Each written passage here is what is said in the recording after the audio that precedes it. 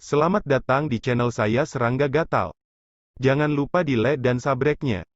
Oke, kita mulai. Kera tua dengan pedang berpikir sejenak, dan berkata, Wanjian Xianzong seharusnya bisa menebak identitasmu, tetapi meskipun demikian, mereka masih berpartisipasi dalam pengejaran ini.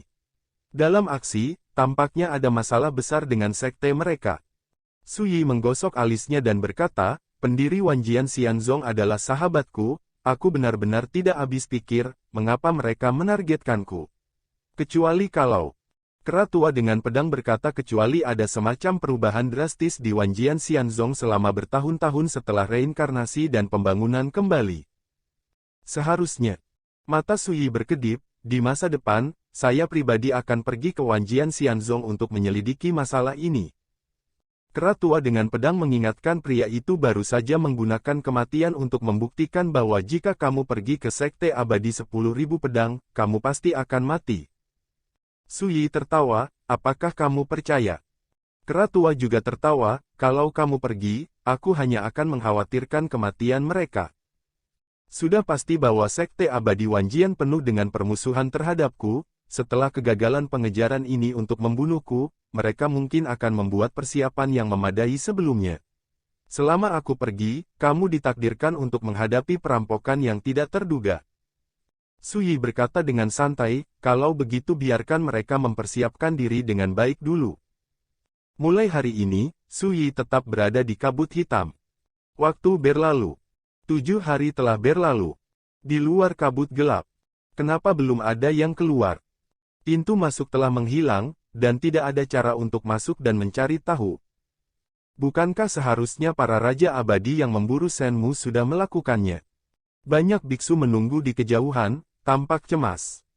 Kabar bahwa 9 kekuatan abadi mengirim sekelompok raja abadi untuk memburu Shenmu telah menyebar ke seluruh dunia abadi beberapa hari yang lalu, menyebabkan kegemparan besar seperti badai. Di mana-mana di dunia dikejutkan olehnya, dan mereka sangat memperhatikan pengejaran yang benar-benar belum pernah terjadi sebelumnya ini. Sejak awal, tidak ada yang bisa membayangkan bahwa sosok abadi yang bangkit seperti komet di konferensi Tianshu akan bergabung dengan 9 kekuatan abadi. Ini luar biasa. Pada tahun-tahun sebelumnya, hal seperti ini tidak pernah terjadi. Semua ini, sulit untuk tidak menarik perhatian kekuatan besar di dunia peri. Hampir semua orang tidak optimis tentang Shenmu, berpikir bahwa dia ditakdirkan untuk terbang kali ini. Tanpa diduga, berita yang telah dikonfirmasi sejauh ini adalah bahwa dalam pengejaran ini, 5 raja abadi dari sekte Linglong benar-benar musnah.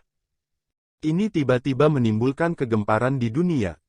Tapi setelah sekelompok raja abadi memasuki jurang kabut hitam, semua berita tentang pengejaran besar ini hilang. Karena pintu masuk Black Mist Abyss menghilang, sejauh ini tidak ada yang tahu apa yang terjadi di Black Mist Abyss. Dan situasi ini sudah berlangsung selama 7 hari. Mungkinkah Shenmu dan raja-raja abadi itu semuanya menderita?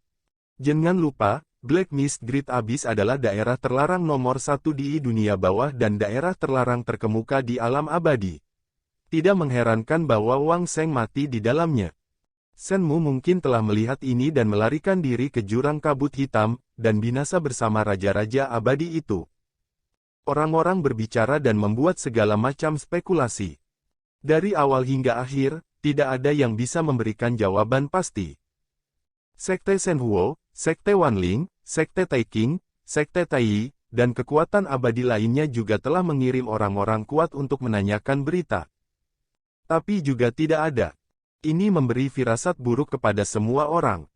Tunggu, saat pintu masuk Great Abyss of Black Mist muncul kembali, mungkin kebenaran akan terungkap. Seseorang berbisik. Waktu berlalu, sebulan telah berlalu. Di kedalaman kabut hitam, dekat reruntuhan medan perang kuno. Su Yi perlahan membuka matanya dari meditasi. Selama periode waktu ini, dia menjalani kehidupan yang penuh dan tenang. Selain berlatih, dia membantu kera tua pembawa pedang untuk menyelesaikan malapetaka di rumahnya. Tubuh.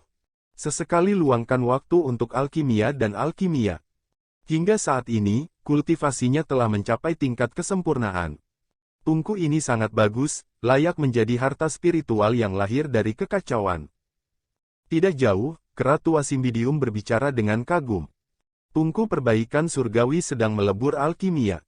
Pada bulan ini, Su Yi menyerahkan semua jarahan yang diperolehnya dari Immortal Kings ke Heaven Repairing Furnace untuk disempurnakan.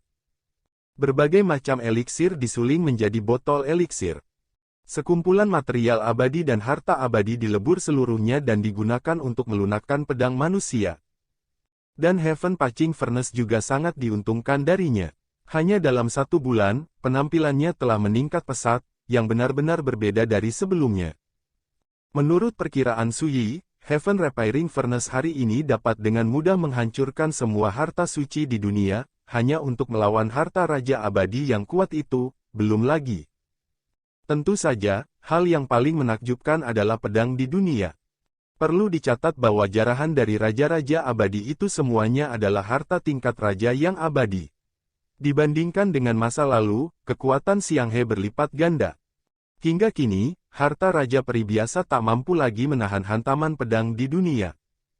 Selain itu, di antara pil obat yang disempurnakan oleh Heaven Patching Furnace, tidak hanya dapat memenuhi kebutuhan budidaya Su Yi, tetapi beberapa juga digunakan untuk pertempuran jiwa dari Lei Ze disiapkan. Menurut kera tua dari pedang negatif, ketika Lei Ze berada di puncaknya, dia memiliki kekuatan Tai He tingkat kedua dari Taijing. Ke Lei Ze tertimpa musibah, jiwa dan raganya rusak parah, bahkan kekuatan aslinya diambang kehabisan bahan bakar. Dalam sebulan terakhir, Tungku Rao Sitian memurnikan sejumlah besar pil obat untuk memperbaiki tubuh dan jiwa, tetapi untuk cedera Lei Ze, itu adalah penurunan di ember. Hingga kini, hanya sebagian kecil dari kekuatan asli Lei Ze yang telah dipulihkan. Ini membuat Su Yi merasa sangat sulit, dan menyadari bahwa untuk membuat Lei Ze pulih sepenuhnya, saya khawatir dia harus mencari kumpulan obat peri Taijing. Demikian juga dengan Sinosaurus. Meskipun Su Yi telah sepenuhnya menyelesaikan kekuatan bencana ilahi padanya, tetapi karena cedera serius yang dideritanya, kultivasinya akan segera jatuh dari Taijing. Itu tidak akan terjadi dalam semalam. Pil seperti yang dimurnikan di tungku penambal surgawi semuanya adalah kelas atas dari Raja Abadi, tetapi mereka tidak cocok untuk melukai orang tua yang membawa pedang kera berapa banyak gunanya. Dalam analisis terakhir, baik Lei Ze maupun kera tua dengan pedang dulunya adalah keberadaan level Taiji. Jika Anda ingin memulihkan kekuatan, ada hanya satu cara, yaitu temukan ramuan level Taijing. Sayangnya tidak ada kabut hitam seperti itu. Faktanya, di seluruh dunia abadi, ramuan tingkat Taijing disebut langka, hanya raksasa kuno yang dapat menemukannya. Ketika tungku perbaikan surga mencapai puncaknya, itu sebanding dengan harta karun abadi Taiji. Dahulu kala, itu adalah harta karun di dasar kotak tekanan Kaisar dan Dao. Su Yi mengeluarkan kendi dan menyesapnya, dan berkata, Kaisar dan Dao juga sangat terkenal sebelum era Xianyun, dan disebut Wan Gan, dan saya pikir itu lebih awal daripada ketika saya pertama kali menginjakkan kaki di Taijing, tetapi sayangnya, orang ini menghilang secara misterius sejak lama, dan tidak ada yang tahu kemana dia pergi. Dan tungku perbaikan langit ini juga pada awalnya menghilang. Omong-omong, Su Yi berkata sambil tersenyum, saya bahkan tidak berpikir bahwa di zaman kejatuhan abadi, harta ini mengalami bencana dan melarikan diri dari alam abadi, datang ke Dongsuan Yu, dan ini jatuh ke tanganku. Di tungku perbaikan langit, lampu peri ungu terjalin dan berubah menjadi sebaris kata ini takdir, kamu dan aku ditakdirkan untuk ditakdirkan. Su Yi tercengang. Saya harus mengatakan bahwa tungku pembuat langit saat ini semakin spiritual. Kera tua dengan pedang berkata ada alasan untuk setiap minuman dan kecupan.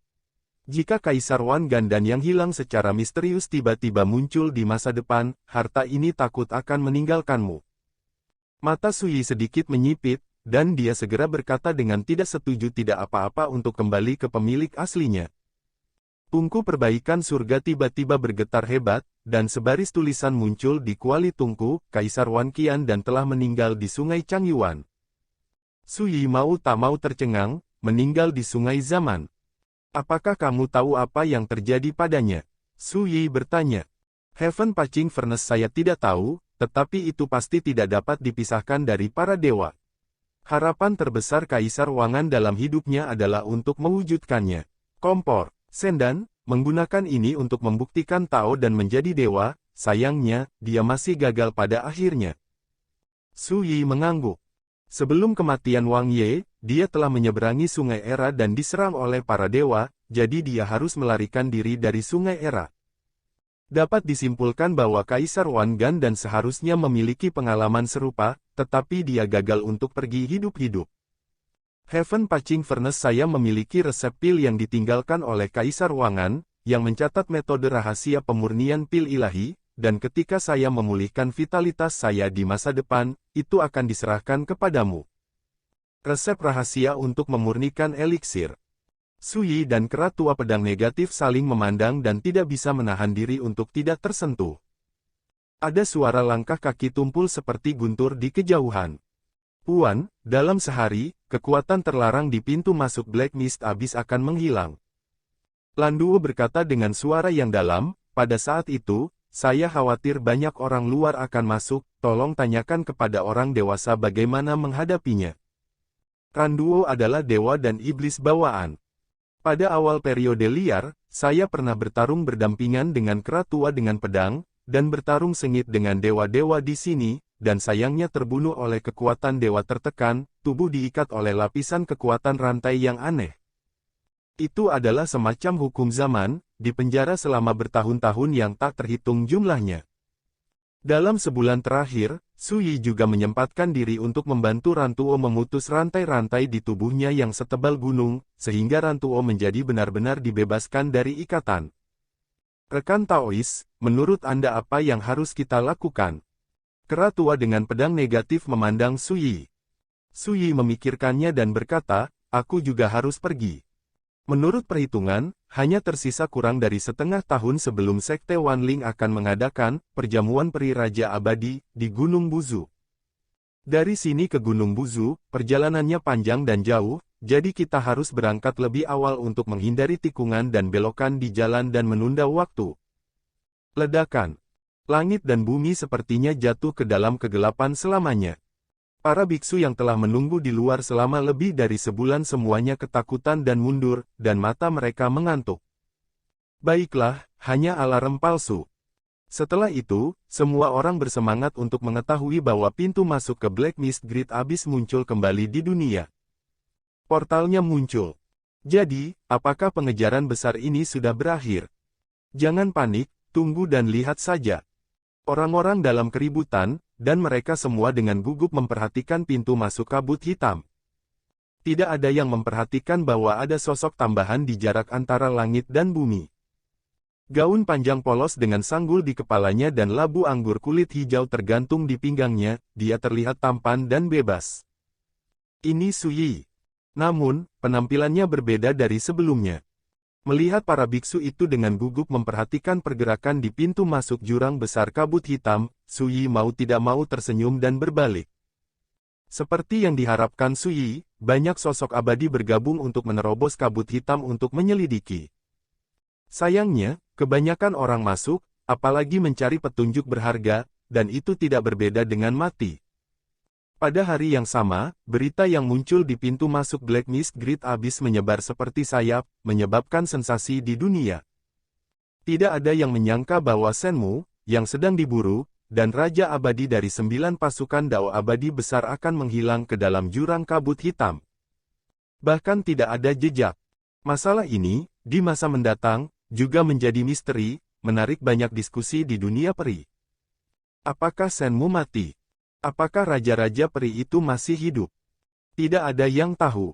Satu hari kemudian, di tepi sungai yang deras. Ini sudah senja. Cahaya jingga matahari terbenam bersinar seperti api, membuat air sungai bersinar dengan lingkaran cahaya seperti emas pecah, berkilau. Sebuah perahu daun mengapung di sungai, menyusuri sungai.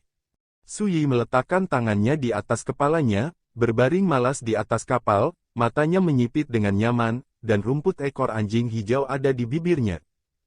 Su Yi diam-diam berpikir. 2 hari yang lalu, dia mengucapkan selamat tinggal kepada pembawa pedang tua dan meninggalkan Black Mist Abyss. Sepanjang jalan, dia benar-benar menahan nafas dari tubuhnya, dan belum ada yang menemukan jejaknya. Selanjutnya, saatnya mempertimbangkan soal pemberitaan tanah suci. Suyi diam-diam berkata, alam suci, alam keabadian ketiga, dan cara luar biasa lainnya. Seperti ciptaan dalam kehampaan, ini didasarkan pada hukum Dao yang dikontrolnya untuk memadatkan materi nyata. Seperti gunung, sungai dan pepohonan, istana dan paviliun, angin dan awan, guntur dan kilat.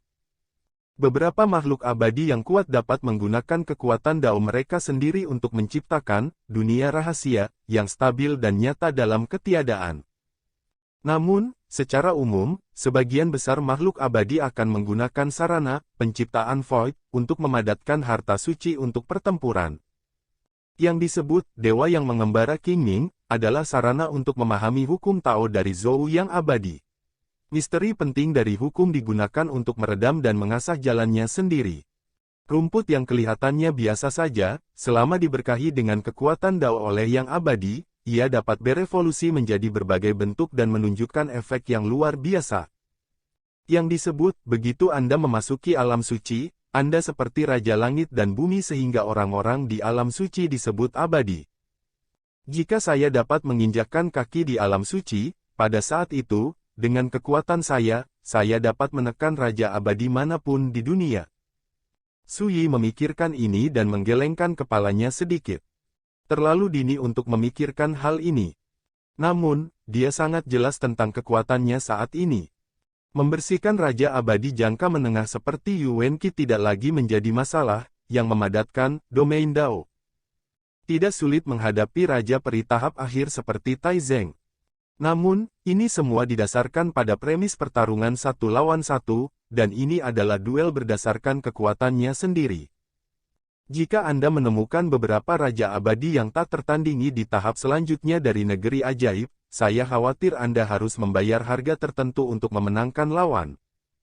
Bahkan, tidak menutup kemungkinan kamu harus bekerja keras. Ini adalah batas yang dapat dicapai Suyi, dan ini juga merupakan kekuatan terkuat yang dia miliki di tingkat dunia maya. Kali ini saya melakukan perjalanan ke Gunung Buzu, dan saya mungkin menghadapi musuh yang sama. Jika saya dapat menembus alam suci sebelum tiba, tentu saja itu yang terbaik. Jika saya tidak dapat menerobos, tidak perlu dipaksakan. Suyi sedang memikirkannya ketika dia tiba-tiba menyadari, mengangkat matanya dan melihat ke kejauhan. Senja sudah dalam, dan malam bagai selubung lembut, diam-diam menutupi langit. Sebuah kapal besar muncul di sungai di kejauhan. Bangunan perahu menyala terang, suaranya riuh, dan sesekali terdengar dentuman musik gendang, yang luar biasa meriah di sungai yang tenang ini. Di kapal yang sedang dibangun, sekelompok anak muda mengadakan perjamuan, semuanya berusia 20-an, dan yang termuda baru berusia 10 tahun. Dan langit malam sudah dihiasi bintang dan bima sakti mengalir.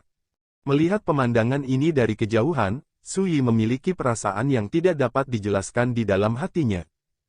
Semangat muda, mengayunkan Fang Qiyu, seperti matahari terbit, penuh semangat. Tidak ada kecanggihan dan angin dan es, tetapi ada semangat flamboyan dan tak terkendali.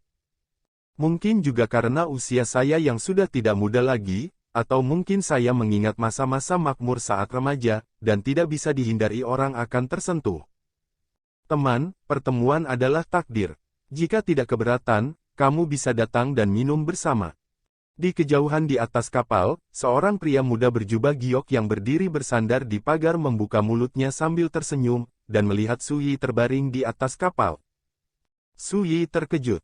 Saya tidak bisa menahan tawa. Ini mungkin ajakan anak muda, jadi mereka tidak bertanya mengapa, tidak peduli siapa, dunia ini besar, dan takdir bertemu secara kebetulan.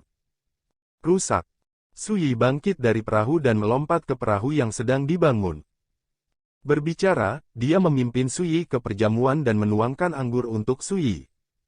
Orang lain di lapangan tidak terkejut. Suyi sedang minum dan mengobrol dengan bocah berjubah giok itu. Dia sangat santai dan menikmati suasananya.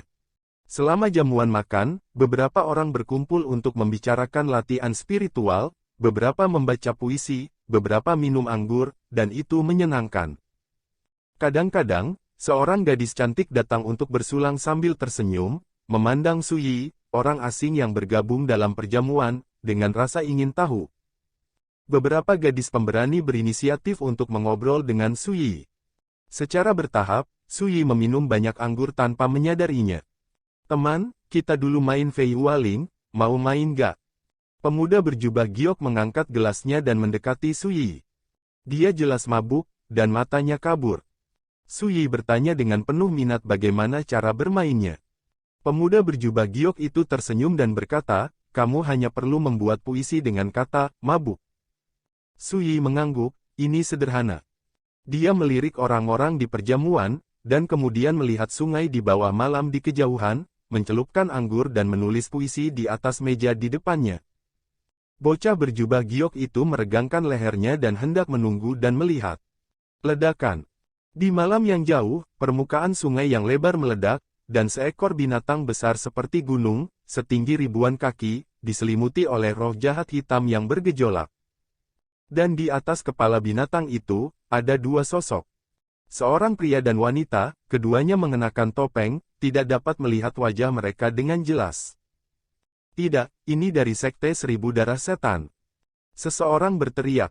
Tiba-tiba, suasana perjamuan yang semula semarak hancur, seolah-olah gelombang dingin menyapu, membuat para wanita muda di lapangan semua berubah warna. Pria itu menjadi pucat. Kecantikan wanita itu suram. Sekte Setan Seribu Darah, kekuatan jahat yang menakutkan. Dan sekarang, pria, wanita, dan binatang itu jelas ditujukan kepada mereka.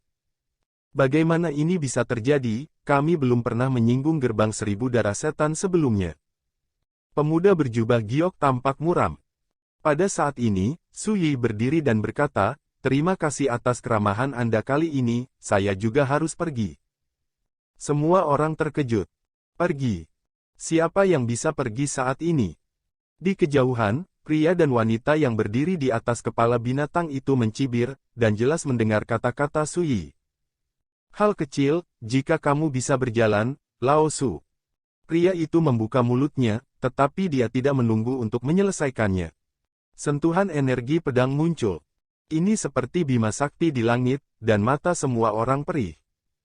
Ketika penglihatan menjadi jelas, saya melihat binatang besar di sungai di depan, dan pria dan wanita dari gerbang setan Seribu Darah juga menghilang. Hanya di permukaan sungai, ada darah kental yang merembes. Ini. Semua orang tercengang, hampir terpesona. Setelah beberapa saat, ketika para pria dan wanita muda kembali sadar, mereka menyadari bahwa pria yang pernah mengadakan perjamuan dengan mereka telah lama menghilang. Kali ini, sepertinya kita bertemu dengan master legendaris. Kata seorang gadis.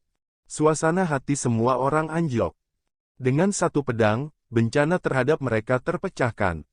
Metode ini memang tidak berbeda dengan dunia.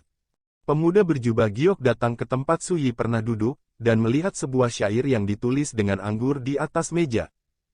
Saat kamu mabuk, kamu tidak tahu bahwa langit ada di dalam air. Di luar gedung, langit malam sangat luas, dihiasi bintang-bintang, seperti sungai bintang. Di sungai, lampu berkedip, bintang-bintang melayang, dan bayangan pria misterius dari luar dunia sudah lama hilang. Memikirkan adegan-adegan sebelumnya, memang seperti mimpi yang tidak nyata. Sekian dulu dari Mimin. Terima kasih.